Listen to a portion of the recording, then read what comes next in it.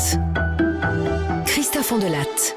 Pour une fois, voici une enquête criminelle plutôt rigolote. C'est assez rare pour en profiter. L'enquête sur le vol en août 1949 sur la Côte d'Azur des bijoux de la Begum, la femme de l'Agacan, l'homme le plus riche du monde, une bouillabaisse marseillaise de la meilleure facture, que j'ai écrite en grande partie en m'inspirant du livre de Jean-Pax Meffray chez Pygmalion, Le vol des bijoux de la Begum. Thomas Audouard m'a aidé à l'écrire, réalisation Céline Lebras. Europe 1, Christophe Ondelatte.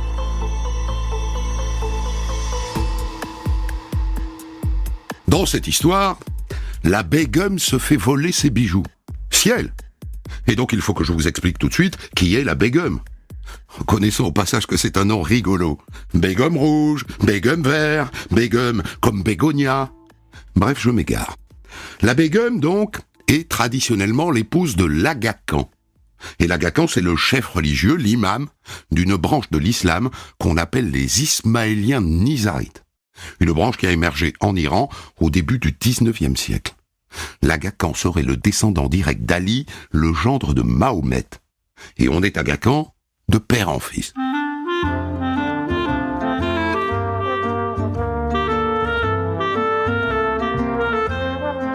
Notre histoire a lieu durant l'été 1949.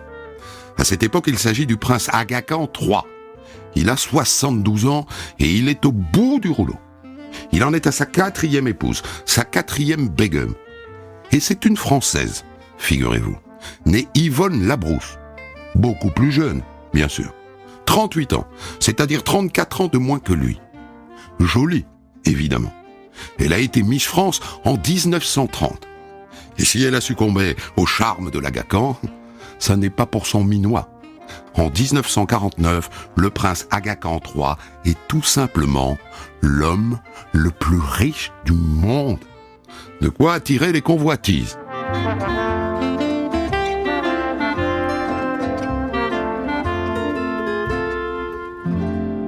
Au mois d'août 1949, l'Agacan et sa ravissante épouse viennent de passer quelques jours dans leur villa du Canet, sur la Côte d'Azur, la villa Yakimo.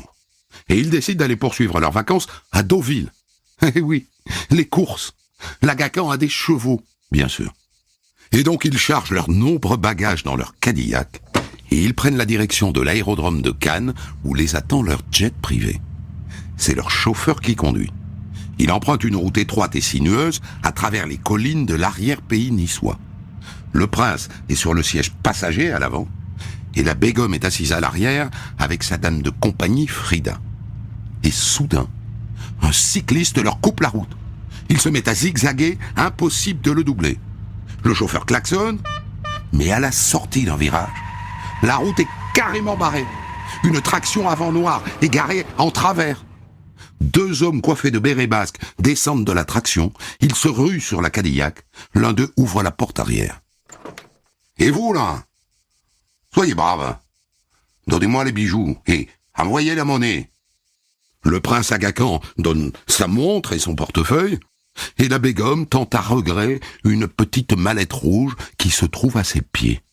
Ses bijoux. Et là, autant vous dire qu'ils ne viennent pas du manège à bijoux de chez Leclerc. Hein. Les braqueurs crèvent les pneus de la Cadillac, ils montent dans la traction, et bye bye.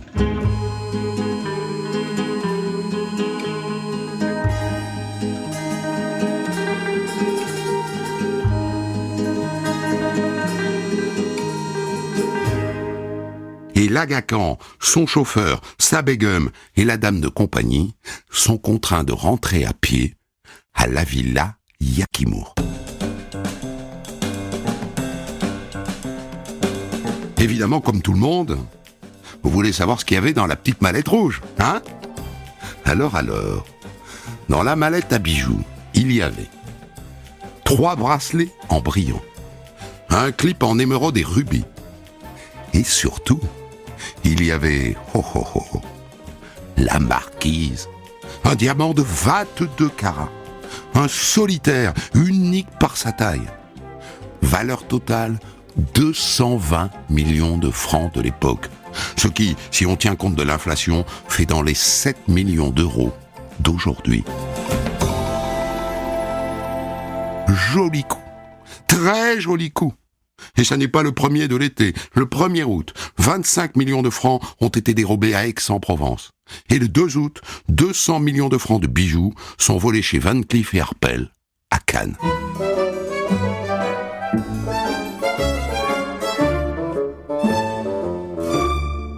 Évidemment, dès que la police est prévenue, elle mobilise un commissaire, Jean Eglen. Enfin, la Gacan, c'est le moins qu'on puisse faire. Il ordonne qu'on installe immédiatement des barrages sur les routes, dans un périmètre de 100 km autour de Cannes. Le chauffeur a noté la plaque d'immatriculation de l'attraction. On ne sait jamais. Mais la voiture est retrouvée vide, à Cannes, dans le quartier de la Californie. Dedans, ils ont oublié un béret basque. Les plaques étaient évidemment fausses. D'après son numéro de châssis, l'attraction a été volée il y a 6 mois, à Marseille.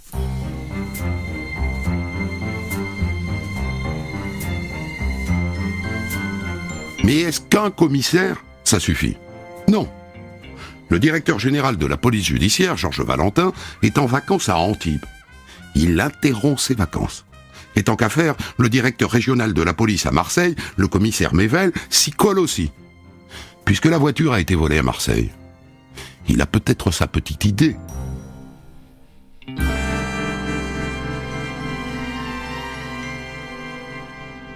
Le lendemain et le surlendemain, la Gacan, la Begum et leur chauffeur sont interrogés à plusieurs reprises. Bien, je vais vous montrer, mesdames et messieurs, un album photo. Vous avez vu les voleurs? Est-ce que vous les reconnaissez là? Regardez bien. Sous leurs yeux, la trogne de tous les bandits de Marseille. Ça fait quelques pages, hein. On est plus proche du bottin que de la feuille de messe. Quoi qu'il en soit, ils n'en reconnaissent aucun.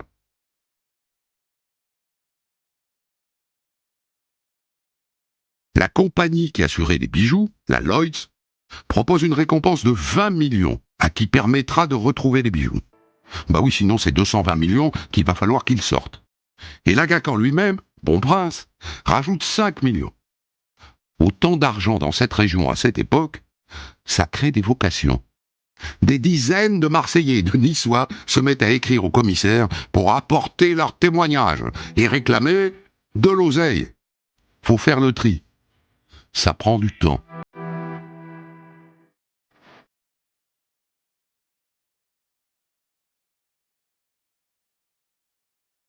À la Villa Yakimour, en attendant, l'ambiance n'est plus à la fête. Quelqu'un a renseigné les braqueurs. Sur le trajet, sur l'heure, sur la date, sur la nature de la cargaison surtout, sur la présence dans la mallette de l'un des plus gros diamants du monde. Du coup, tout le personnel est soupçonné. Les jardiniers, les cuisinières, les femmes de chambre, la police judiciaire les interroge un par un. Et en l'absence de piste, pour l'instant, le meilleur indice, c'est la voiture, la traction avant. Elle a donc été volée à Marseille. Alors les policiers marseillais secouent leurs indices comme des pruniers. Rien ne tombe. Mais au sujet de la voiture, il y a peut-être un fil à tirer. La batterie, elle est neuve. Ils ont changé la batterie après avoir volé la voiture pour ne pas tomber en rade avec leur butin. Donc ce sont des pros. Et sur la batterie, il y a un numéro de fabrication. Alors les policiers appellent le grossiste, qui leur désigne le garagiste qui l'a vendu. Et ils vont voir le garagiste. La batterie?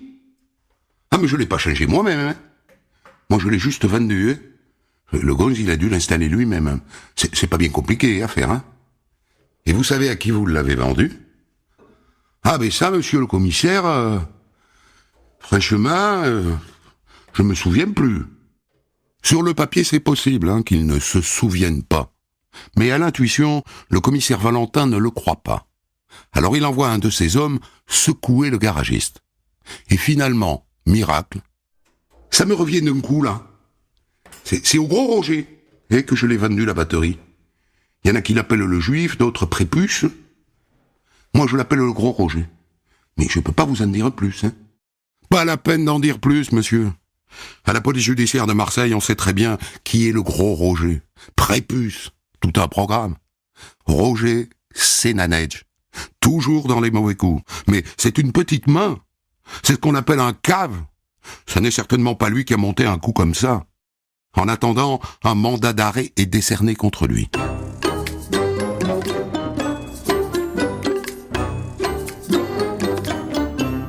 Ça se complique quand le commissaire Valentin, un matin au petit déjeuner à son hôtel en lisant Nice Matin, découvre que les gars de la Tyler sont sur le coup.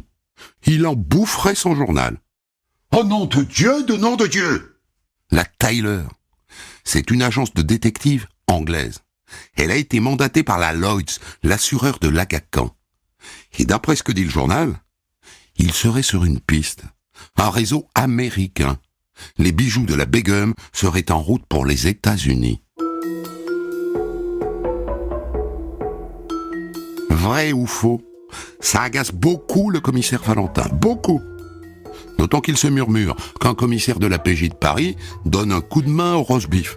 Le commissaire Hugues, que le ministère de l'Intérieur aurait aimablement mis à disposition des Anglais. Sans prévenir, bien sûr. Et c'est l'Agacan. Cette enquête débute en tout cas dans une sympathique ambiance de rivalité. Et ça n'est jamais propice à une enquête sereine.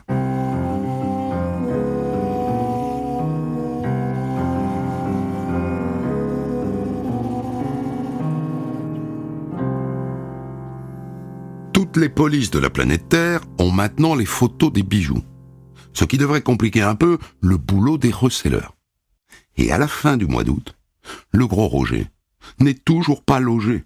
Normal, son nom est partout dans les journaux, il se planque. Mais un autre nom apparaît le 10 août dans le journal Le Monde. Je vous lis.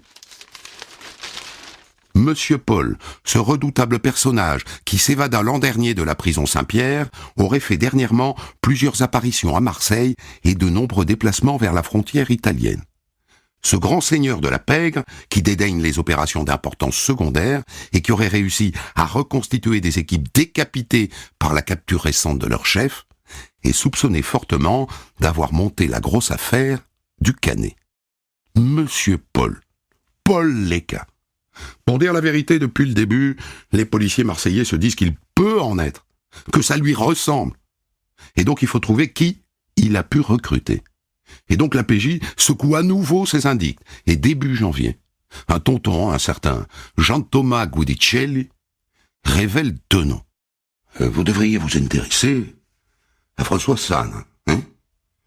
Et puis aussi à Barthélemy Rouberti, hein? Les deux sont coffrés immédiatement et cuisinés aux petits oignons, hein? Et à un moment, le commissaire leur demande s'ils connaissent Roger Sénanège, le gros Roger. Le gros Roger? Oh, mais ne cherchez pas le gros Roger. Il est mort, hein? C'est pas lui qui a braqué les bijoux. C'est moi.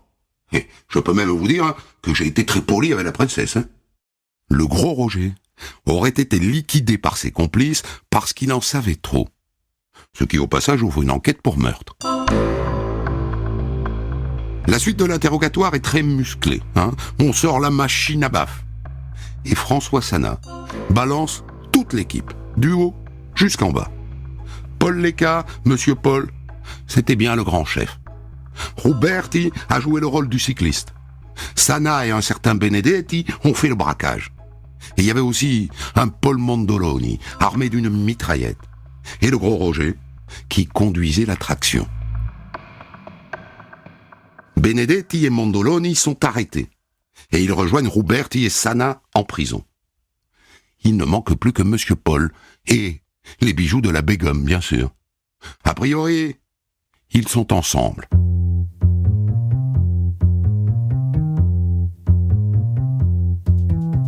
Vous avez remarqué que jusqu'ici, c'est la police judiciaire de Marseille qui a fait le boulot. Et le commissaire Valentin de la brigade criminelle de Paris est un peu ronchon, au point qu'il a fini par rentrer à Paris. Très énervé que son ministère, sans le prévenir, ait affecté un autre commissaire auprès des détectives anglais de la Tyler, mobilisés par l'assureur, la Lloyds. Et puis à un moment un peu calmé, il décide de redescendre à Marseille. Et il débarque pile au moment de la perquisition de l'appartement de Monsieur Paul Léca. Et dans l'appartement de Léca, il fait une sacrée trouvaille. Un petit carnet dans lequel M. Paul a noté avec soin des noms, des numéros de téléphone et des adresses. Le commissaire le feuillette page à page et il bute sur un nom. Pierre Berthaud ? Oh nom de Dieu, Pierre Berthaud. Il faut dire qu'il y a de quoi à s'étouffer. Pierre Berthaud est le directeur de la police nationale. C'est un préfet. C'est son patron. Que fait son numéro de téléphone dans le carnet de M. Paul ? Non. Il serait dans le coup ? Il serait derrière le vol des bijoux ?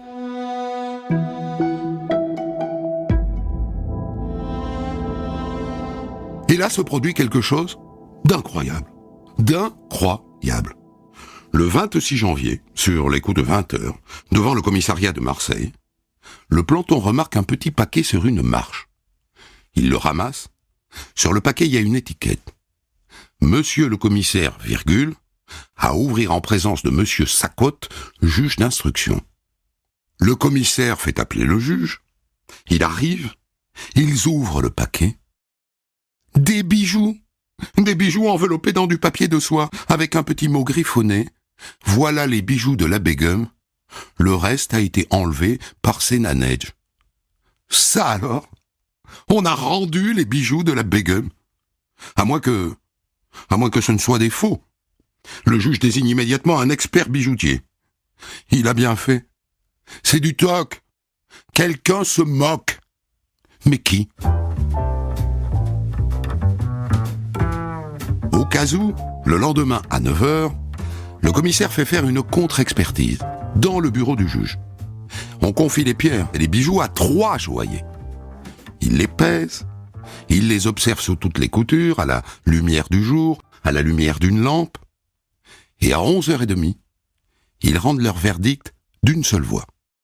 Alors, nous avons recensé une émeraude de 14 carats, un brillant rond de 8 carats et demi, une émeraude de 6 carats, 13 brillants ronds de 30 carats, 199 brillants montés en barrette d'un total de 114 carats, un lot de brillants pour un total de 142 carats, et 4 émeraudes qui pèsent ensemble 18 carats.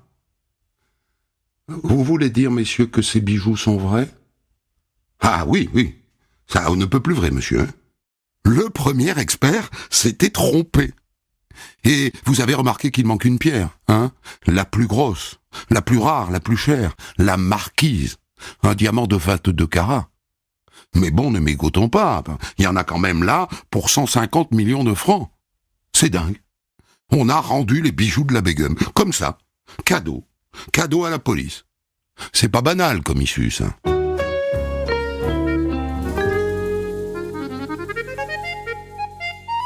Évidemment, le commissaire Truchy de Marseille prévient immédiatement la Lloyds. Et le lendemain, dans le journal, un avocat marseillais, maître Chiappe, prétend qu'il a été consulté par les malfaiteurs et que c'est lui qui leur a conseillé de rendre les bijoux.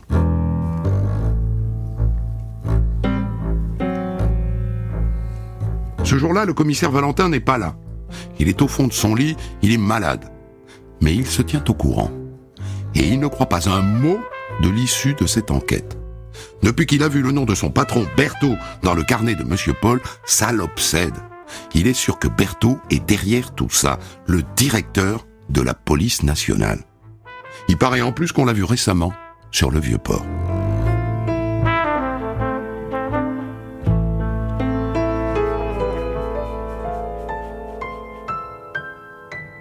Le sac de nœuds entre commissaires se complique quand le commissaire Valentin se met à réclamer la prime.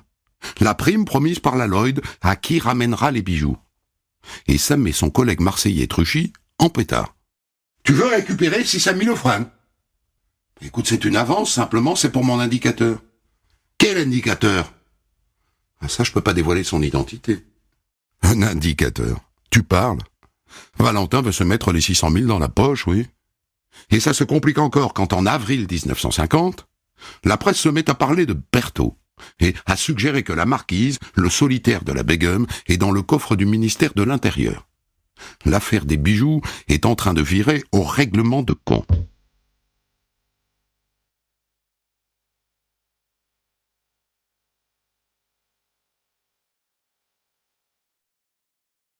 Quand Berthaud, patron de la police, apprend que le commissaire Valentin se répand sur son compte, il prend la décision de le limoger. Valentin est furibard, il se défend dans la presse. Je lis. Les entraves apportées par M. Berthaud à sortir l'affaire de la Begum, qui devait mettre si cruellement en lumière ses relations avec les gangsters, n'est-ce pas pour protéger ses amis en fuite et éloigner le chef de la police judiciaire? J'en tiens des preuves à votre disposition. Le ministère lui rappelle dans la foulée que ça n'est pas à lui d'enquêter sur sa hiérarchie, que pour ça il y a les bœufs-carottes, la police des polices. Et donc le 6 juin, le commissaire Valentin est démis de ses fonctions. Mais ça n'est pas fini.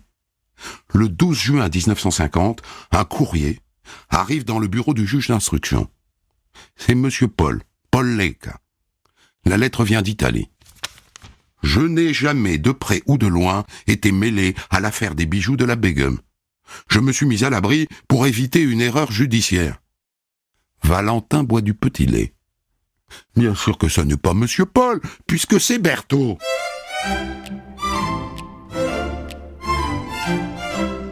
Et puis arrive le procès, qui s'ouvre le 6 juillet 1953 devant le tribunal d'Aix-en-Provence.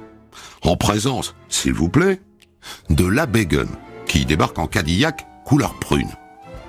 Dans la salle d'audience, le nombre des avocats est impressionnant. Ils sont 26. Et ce qui saute aux yeux dès le début, c'est qu'il manque le cerveau présumé, le chef de bande, monsieur Paul, sans qui le procès perd de son sel. On ne juge que des exécutants, des seconds couteaux, des demi-sels. Le public n'attend bien sûr qu'une seule chose, l'audition de la Begum, qui débute assez mollement. Monsieur le Président, je ne pourrais rien raconter que les jurés ne sachent déjà. Pourriez-vous, madame, reconnaître votre agresseur parmi les accusés?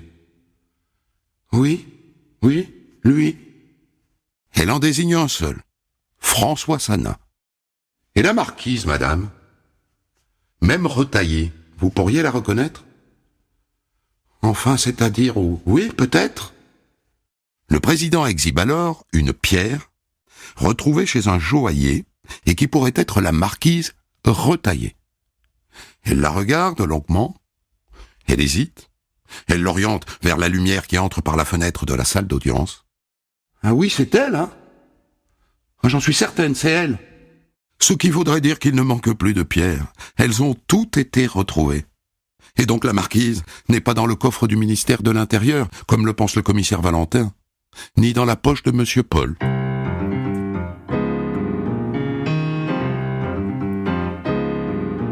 Du coup, on attend avec impatience la déposition du commissaire Valentin, qui a lieu le lendemain.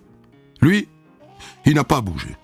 Il a été viré de la police, il pense toujours que Berthaud, le directeur de la police, est derrière le braquage des bijoux. Vos accusations sont graves, monsieur. Vous parlez sans preuve. Peu importe. Valentin ne lâche rien.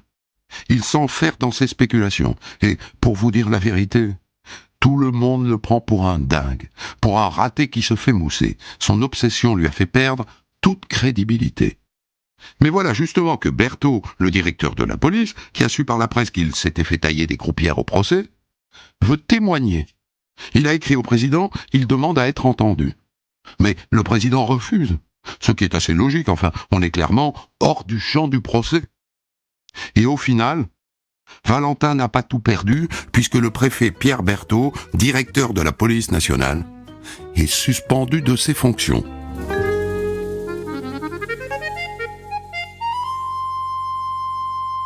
Le dernier jour du procès, Sana, qui est le seul accusé que la Begum a formellement identifié, présente ses pâles excuses. « Je regrette beaucoup mon vilain geste. Moi j'étais parti pour un vol à la tire. Hein. J'aurais jamais cru que ça prenne une splendeur si grande. » La salle éclate de rire. Il a confondu splendeur et ampleur.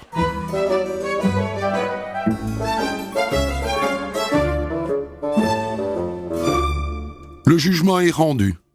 Sana, Benedetti et Ruberti, qui ont participé au braquage, écopent de 10, 8 et 6 ans de travaux forcés. Les grands absents, Leka, Mondoloni et Sénanej le Gros Roger, au cas où ils ne seraient pas morts, sont condamnés par contumace aux travaux forcés à perpétuité.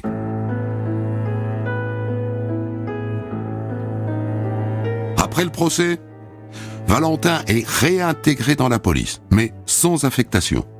Et Pierre Berthaud, finalement mis hors de cause, est réintégré lui aussi. Quant à monsieur Paul Leka, il finit par se rendre, en mai 1960, après des années de cavale aux États-Unis. Il prend 2 ans de prison et meurt dans son lit en 1966.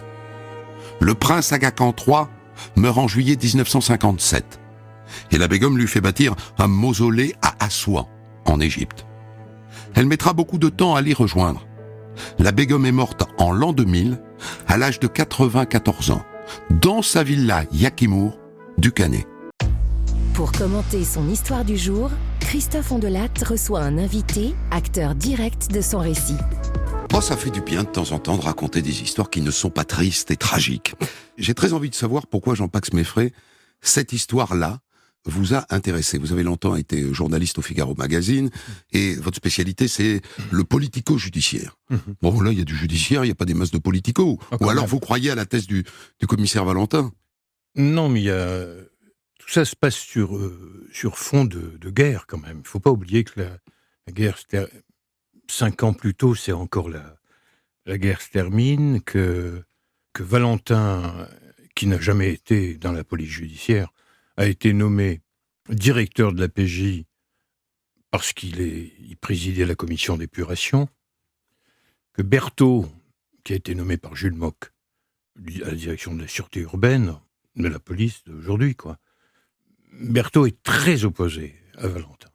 Donc il y a une guerre antérieure, c'est ça qui vous a intéressé? C'est ça qui intéresse. Et puis alors, de savoir que ce qui s'est passé souvent pendant la guerre, c'est que des résistants ont été internés dans des camps avec des voyous. Ouais. Et des amitiés. Se sont nouées. Et c'est ce qui s'est passé avec Polo Leka.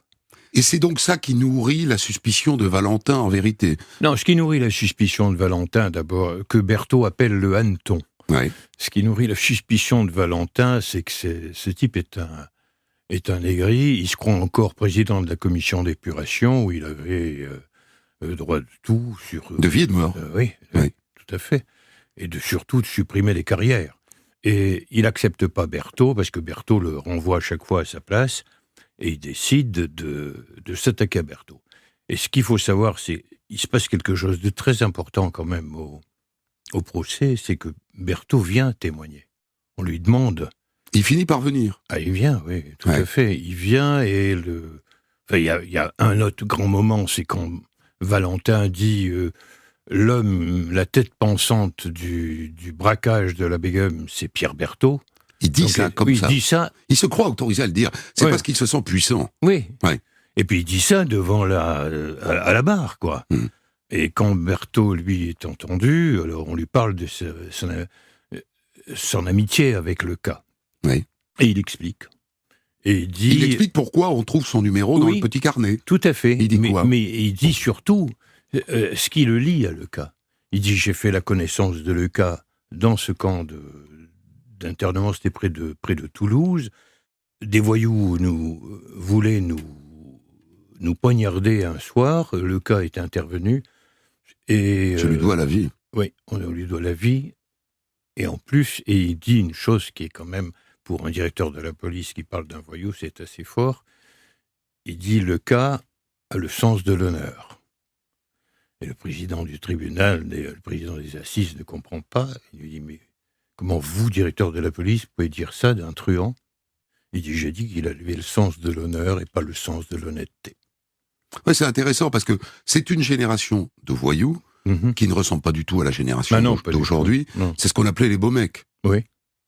C'était les beaux mecs, et puis alors Leka, il avait il avait fait triompher finalement le vice sur la vertu, puisqu'il il avait épousé la fille du président de la Société des auteurs. Il vivait à Marseille, il avait un yacht sur le Vieux-Port, et il recevait tout le gratin marseillais à sa table, quoi.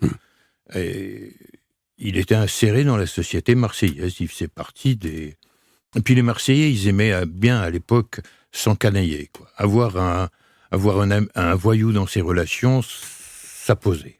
Il y a un truc qui peut surprendre les gens qui ne réalisent pas qui est l'Agacan, qui est un personnage. Il y a toujours un Agacan aujourd'hui, Oui. mais il a perdu un peu de Ils ont surtout perdu de l'argent. Quand Ouais. les Ismaéliens se sont rendus compte que les sous qu'ils donnaient à l'Agacan étaient destinés à créer des écuries de course, Ils ont cessé de lui donner. à faire les fêtes, ils en ont donné beaucoup moins. Ben, on est surpris malgré tout par la manière dont finalement le pouvoir semble se mettre au service de l'Agacan.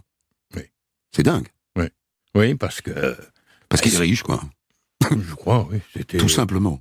Et elle, c'est une femme étonnante aussi, quand même. Elle est comment? Elle est idiote? Ah non, pas du tout. Non. Elle Elle est futée. D'abord, elle se convertit à l'islam Ouais. avant de rencontrer l'Agacan. Parce que lorsque la guerre éclate, elle est en Égypte, et elle reste en Égypte, à la cour du roi Farouk. Ouais.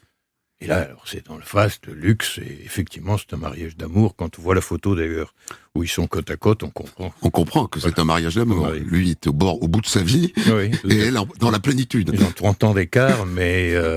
et puis ils ont une bonne dimension, elle fait près de 1m90 par là, et Ouais. lui, il est tout juste à 1m60, quoi. Alors Jean-Pax m'effraie, évidemment j'ai plein de petites questions comme ça parce que c'est marrant à raconter, puis on comprend pas tout, même en le racontant soi-même, si on n'a pas le dessous du dessous de tout ça, et le contexte historique est intéressant. Pourquoi est-ce que Valentin s'étouffe quand il découvre que l'un de ses subordonnés, un autre commissaire, a été mis au service des détectives privés de la Tyler qui défendent les intérêts de la Lloyds dans cette affaire? Pourquoi il est furieux? Bah, il est furieux parce que j'imagine, là il ne dit pas pourquoi, mais parce qu'il pensait pouvoir gérer cette affaire. Ouais.